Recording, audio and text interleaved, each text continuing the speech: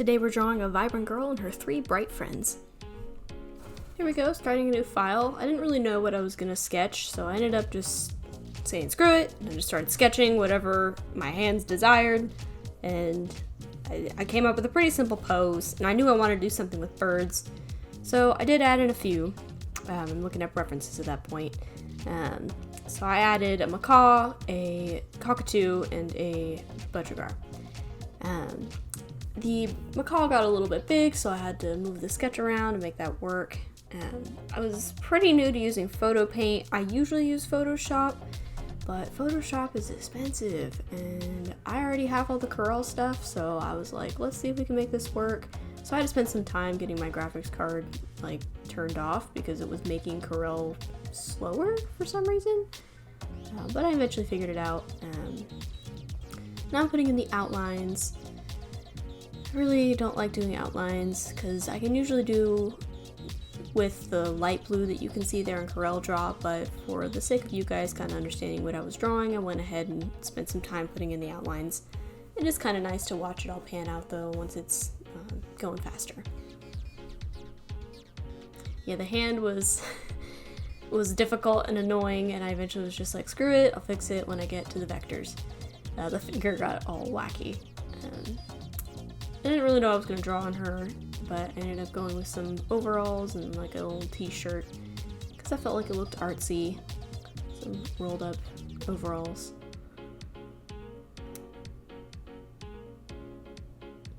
Here I am dragging it into Corel, cropping in a little bit, and I just go for it because how do you start anything? I've been doing eyes like this since forever. It's so nice and it's so easy to do expressions. I've been doing hair like this, just kind of my default go-to. It looks very vectory, but you can do so much with it. You can put gradients in it, you can put textures in it, you can light it all kinds of different ways. It's really easy to layer and give a lot of motion to it. The overalls were a lot of fun to do, as in they weren't. The pants part had a weird layer to it because I wanted to eventually do the lighting a little differently on it, and where the crotch area is, it could be really difficult to figure out how to make the pants fold correctly. Here I am figuring out how to do the finger finally. I really like this pose for some reason. It's very weird if somebody actually did this, but for a drawing, it's fun. Here we go, me trying to figure out the pants. And I feel like I did a pretty good job. You can't really see my struggle there, but I was struggling.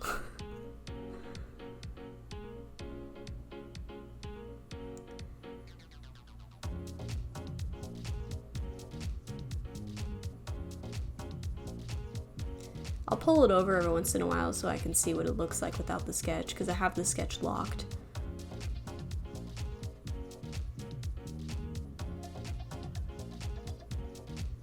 Birds are so much fun. I love to draw birds, especially vectored birds. They're just so soft and blocky. Shading them is so much fun, around their neck and their tail and their feet. I can just put little weird shaped triangles. I ended up making him floofier later because he wasn't fluffy enough to me. I have a little budgie, and I made that one after my own bird named JPEG.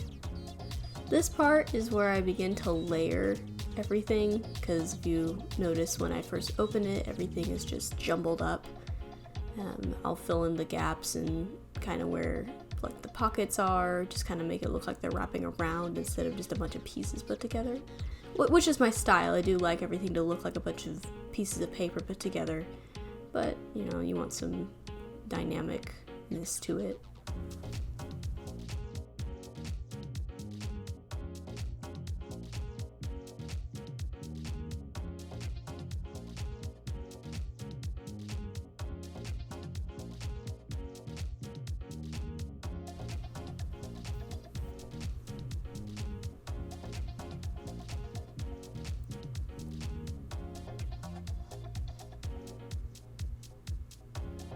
I like vectors because if I mess something up, it's really easy to fix it. Like the eye when I moved it.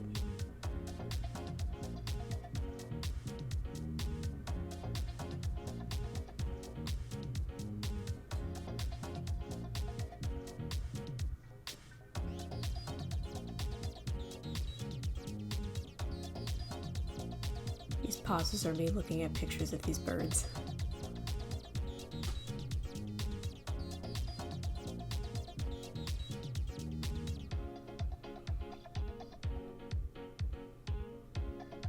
I had no idea what colors I was going to make her, so I started out with the birds and putting their colors in so I could kind of see what the palette was going to look like, and then I could work with it from there. So I start out with her hair being like a purple color and the shirt being green, and now that I know what the final looks like, I'm just thinking, what the heck, Megan? Why did you do that? But, you know, you gotta start somewhere. It is kind of fun, but I feel like it's too cool for the rest of the drawing. I don't know necessarily if that's the right word to use, but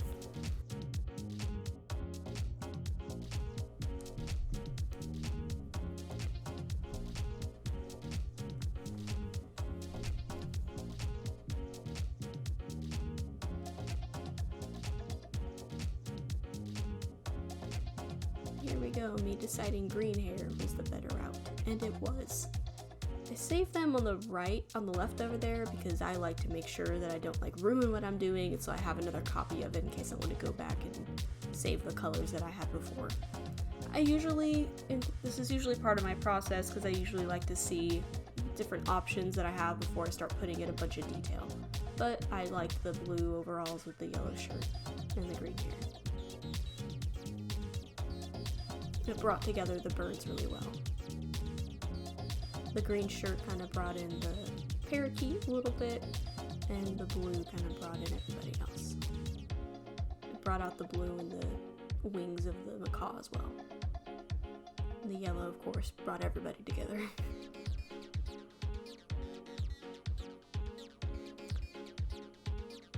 I ended up really liking the overalls with the primary colors because it made everything look so artsy, and that was exactly what I was going for, trying to make an artwork that suggested vector art.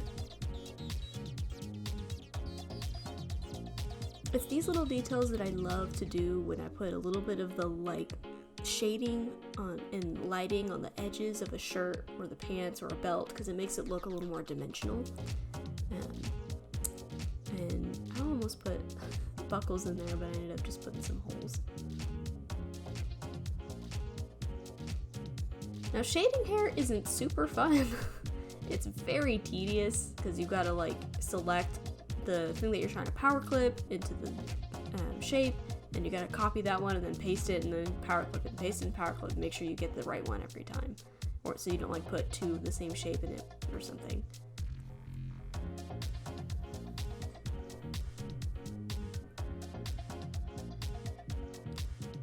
Fun trick if you want to make something look like a hole, just draw the shape in a black transparent thing on top of wherever you want to put the hole in, and then just kind of like copy it and offset it a little bit and then power clip it inside. I do that all the time. Ah yes, here he goes, becoming floofy.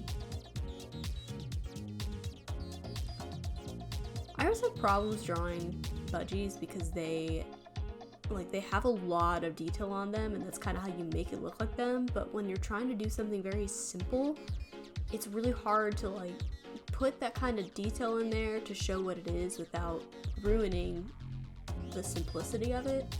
So I usually just go by stripes that are like big, and I put them on the head and the tail and the wings.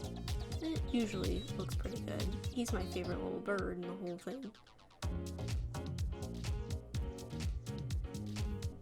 Highlighting the green, I started off with just multiplying neon green on top of it, because usually that works, but it didn't end up working here, so I was sitting there like, why isn't this working? So I just ended up using yellow, and I'm really happy I did, because it brings out the green really well.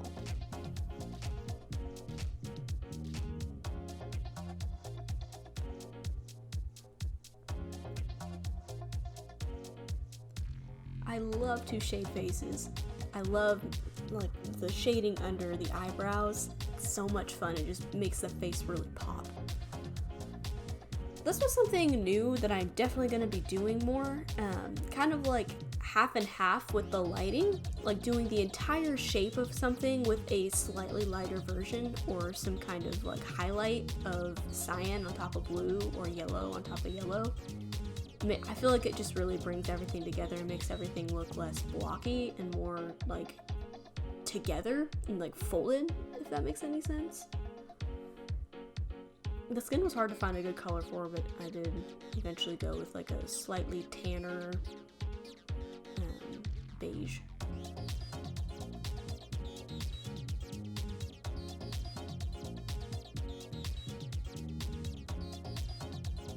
I tried to do half the face shaded to carry on the whole thing, but I didn't like it, and I felt like the shading in the eyebrows and everything else was enough. I didn't really need to do that.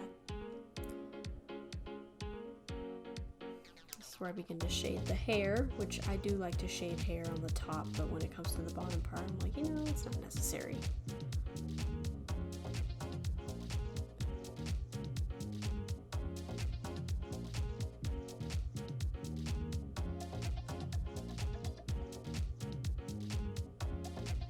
I didn't realize I didn't give him a mouth until this point, and I was like, let's just whip that up real quick. I went a little too bright with the red here, and I didn't like the way that I shaded that wing, so I do go in and change that eventually, and I lighten up the red there. And touch up some more shading with a bit darker to add more value.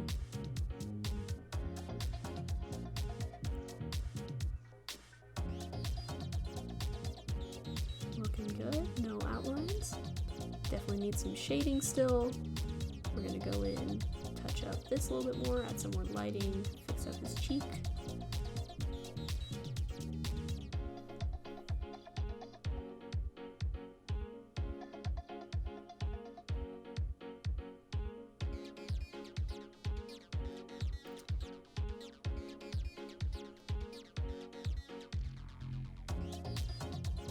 I don't usually shade teeth like this, and I rarely give characters lips, but it just felt right, and I felt like it really finished up the face.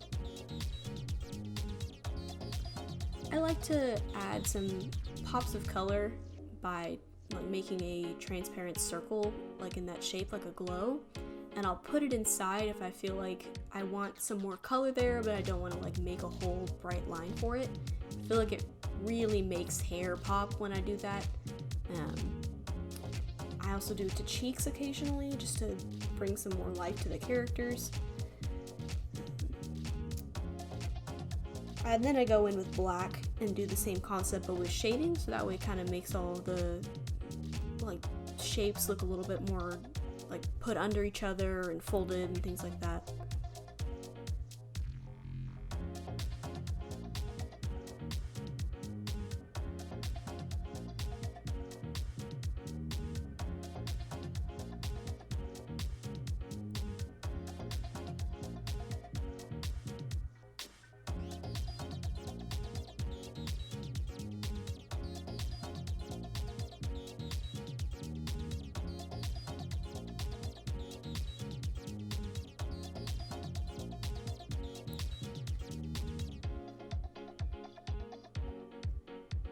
Adding the two black things on the side of something kind of makes the middle pop out more.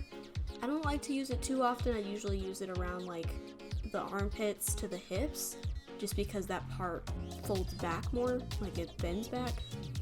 Kind of gives like the body more of a round look.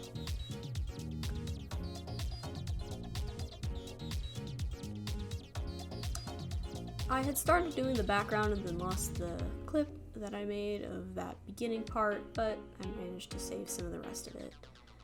I had no idea what I was going to do for background until I was like, oh, how about vectors? And so I put in like a thing that kind of looks like how Corel makes nodes and things like that. And reference them a lot, so I would just like click something. It was pretty easy to do that. I had been to a convention that was called Vector or something. It had nothing to do with vectors for game design. but their background on the website had a bunch of like vectors that would move with your mouse, and it was like particles, and I thought it was so cool, and I love to use that same look in my art sometimes because it just was so flippin' cool to me.